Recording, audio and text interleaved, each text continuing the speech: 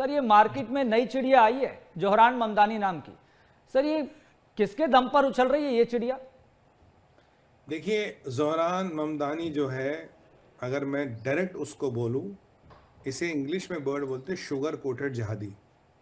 मतलब अगर जहादी के ऊपर चीनी की परत लगा लो तो ये बिल्कुल वही आदमी है। इसके जो इसका बायोडाटा है, इसका जो कार्यशैली है, इसका जो ट्रैक रिकॉर्ड है, बहुत विवादास्पद है और बहुत उल्टी सीधी चीज़ें इसने करी है।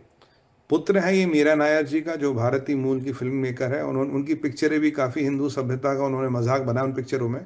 और श्रीमान ममदानी जी जो युगांडा में पढ़ाते थे, वैसे थे तो भारतीय मूल के, युगांडा में पढ़ाते थे, फिर वहाँ से अमेरिका आ गए। जोहरान का जन्म मेरे हिसाब से युगांडा में हुआ है।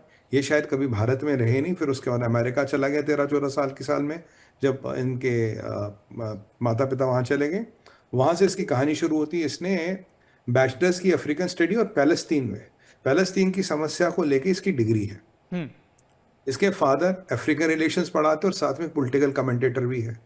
तो अब ये सिस्टम बिल्कुल ऐसा, माँ इनकी हिंदू आस्था में विश्वास रखने वाली, पर आप जानते हैं माँ हिंदू हो बाप मुसलमान हो तो बनना तो मुसलमान ही है ना, उसमें तो कोई डाउट होता नहीं है। ये तो अपने बॉलीवुड बॉलीवुड दाएं बाएं जहां नजर घुमा लो भैया वही कहानी है।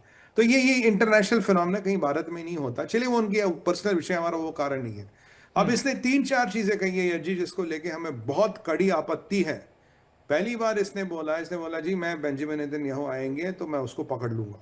ये एंटी इजराइल है, ये प्रो फलस्तीन है। और इसने ये भी कहा कि मैं किसी भी इलीगल को न्यूयॉर्क में पकड़ने नहीं दूंगा, अगर आइस आएगी तो मैं उनका काम रोकूंगा।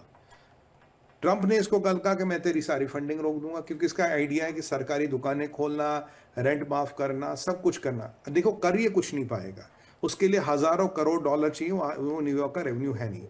कहानी ये है कि ये एक एक्सपेरिमेंट है जोहरान ममदानी, जिसमें क्या 1% मुसलमान अमेरिका में शासक बन सकता है, जी। क्योंकि आबादी के हिसाब से आपका चांस नहीं है कहीं पे भी। क्या एक कम्युनिज्म वाली पॉलिसियों को लाके अमेरिकनों को बेवकूफ बना सकते हो? और अमेरिकन को बेवकूफ बनाना भगवान की दया से कोई बहुत बड़ा काम होता नहीं जी। है, बेवकूफ होते ही हैं। तो इन्होंने कहा अब ये जो फ्री, ये भी फ्री, वो भी फ्री, यहाँ भी फ्री है, will make you living more comfortable.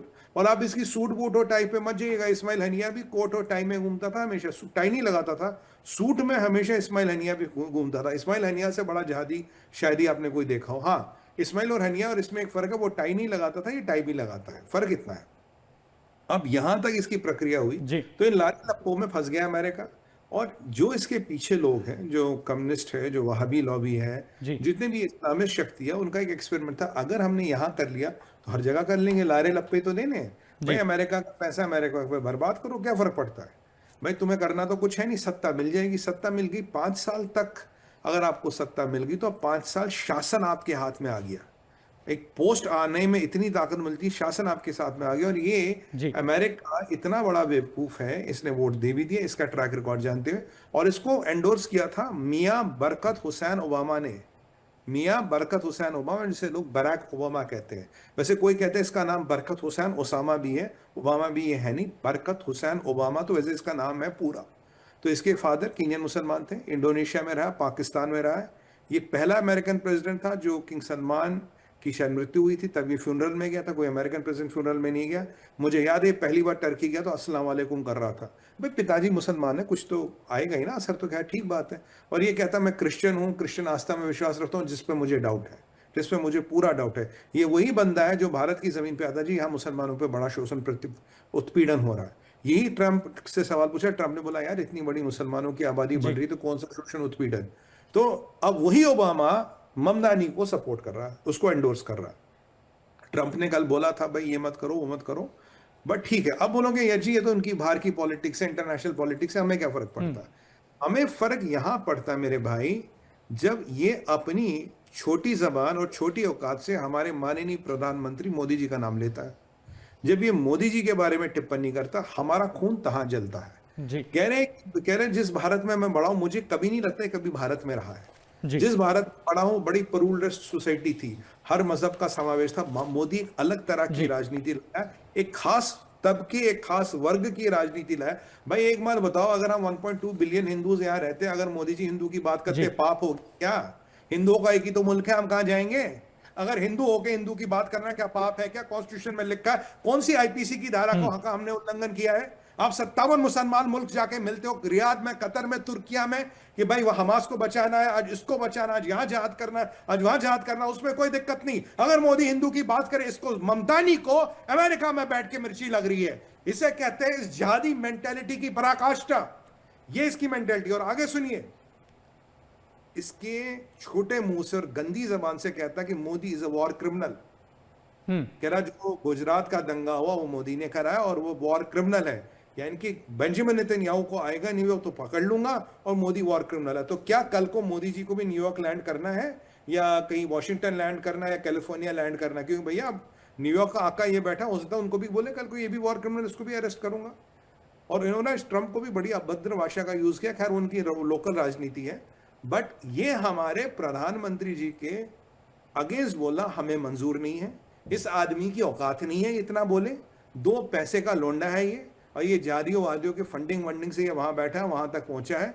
ये एक एक्सपेरिमेंट है, और इसने वही ओबामा वाला मूल मंत्र चला। ओबामा ने सत्ता पे कब्जा किया चेंज बोल के, इसने भी आज बोला चेंज आया है जी, ये आया जी, वो आया। ओबामा ने अमेरिका का बेड़ा गर्क इसलिए किया क्योंकि वो कुछ साल तक या कुछ महीने तक सेनेटर रहा, फिर सीधा प्रेसिडेंट। इसके पास वो भी एक्सपीरियंस नहीं है। इसने आज तक प्राइमरी स्कूल की प्रिंसिपल की नौकरी कहीं नहीं की, इसने आज तक दुकान नहीं चलाई। अब ये न्यूयॉर्क सिटी चलाएगा।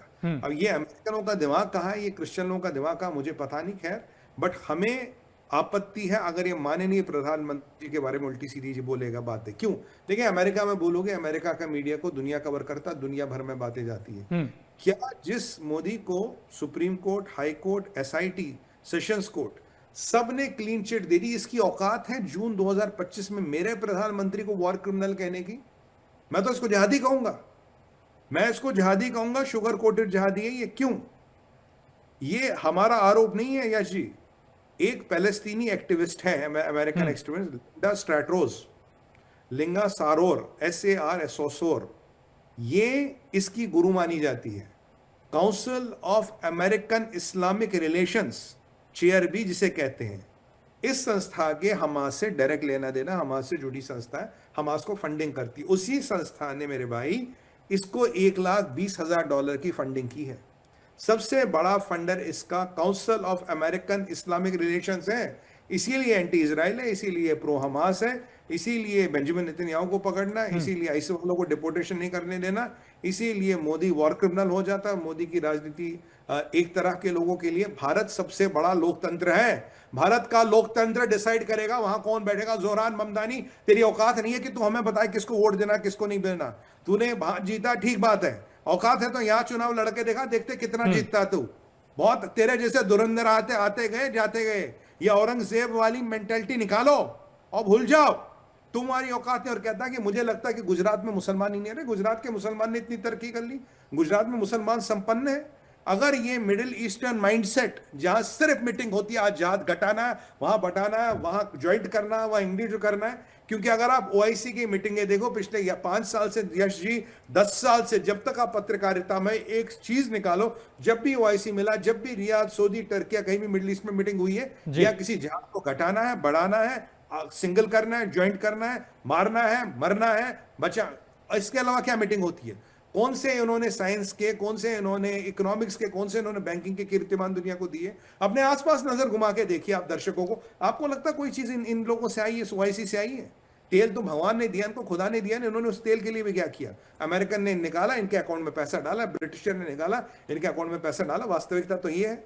आज ये वही भाषा बोल रहा है, इसकी टाई पे मत जाना भाई मेरे। इस्माइल हनिया भी सूट लगा के घूमता था, टाई नहीं लगाता था। और याद कीजिए 7 अक्टूबर 2023 में जब इजरायली बच्चों को जिंदा जलाया जा रहा था, माइक्रोवेव में डाला जा रहा था, वो कतर में बैठा नमाजी शुक्राना पढ़ रहा था। ये आपने भी देखा, मैंने भी देखा, दुनिया ने देखा। आई एम नॉट कास्टिंग एस्पर्शंस, मैं आरोप नहीं लगा रहा हूं, ये सबने देखा।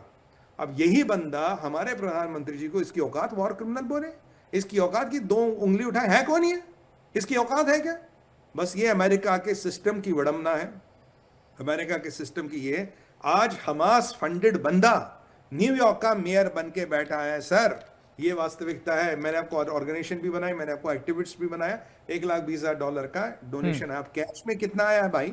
या जी वो ना आपको पता, ना मेरे को पता, ना कभी पता हो सकता है। पर ये एक विडंबना है, ये एक वास्तविकता। अभी कुछ लोग बड़े खुश हो रहे, फर्स्ट मुस्लिम मेयर। और सादिक खान ने लंदन का क्या कर दिया, लंदनिस्तान बना दिया। अब न्यूयॉर्क का न्यूयॉर्किस्तान कब तक बनेगा? और कुछ लोगों का ये भी मानना है अमेरिकन का, अगर ये मेयर रहा तो न्यूयॉर्क में आतंकवादी हमले भी हो सकते हैं, इस्लामिक सेल्स बन सकती है, बिल्कुल। ये